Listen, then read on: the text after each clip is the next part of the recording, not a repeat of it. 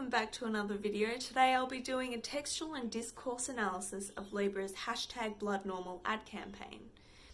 This campaign was launched on Australian primetime TV over the shows The Project, The Bachelor and Gogglebox. The ad was created to break a stigma and taboo around periods and was also created to prove that period blood is not blue, it's red, as seen in previous advertising. Now, there's a 15-second version, a 30-second version, and a 4-minute version of this ad. For today's purposes, I'll be focusing on the 30-second version.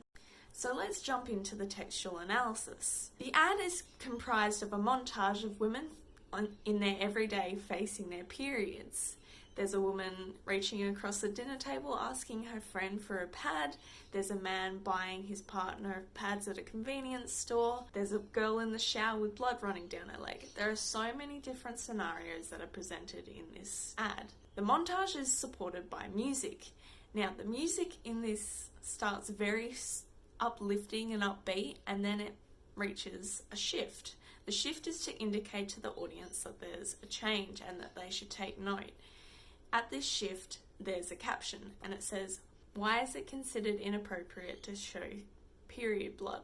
It's the point where the audience recognises what the ad is really about. Throughout the ad, we see a motif of red and of blue. Now, the motif of red symbolises blood. The whole reason for this campaign is because we've never seen menstrual blood on Australian primetime TV. When consumers recognise Libra as the colour blue, they're more likely to have brand recognition and recall. Something else we see throughout the ad is a differing in frame sizes and video quality. This is to make the ad more engaging and make it more dynamic, and it makes it really aesthetically pleasing. So from the very first shot, we see that Libra introduces their brand and the product that they're selling, and it's replicating the old blue blood advertising that they used to take part in. But this isn't just a pad ad. The next shot is of a woman reaching across the dinner table in front of all her female and male friends, acknowledging that she has a period, she needs a pad, and she's totally unashamed of it, which is the whole other reason for this ad, trying to break the stigma and taboo around this topic. I believe that mixing activism and advertising is a really great way for brands to become memorable. Many of the complaints were things like, it's disgusting, it's unnecessary, it's inappropriate to show menstrual blood on TV. Now, the only real scenes that we see is the start with pouring red on the pad, the blood running down a woman's leg, and blood in a sanitary pad, and maybe some stained panties.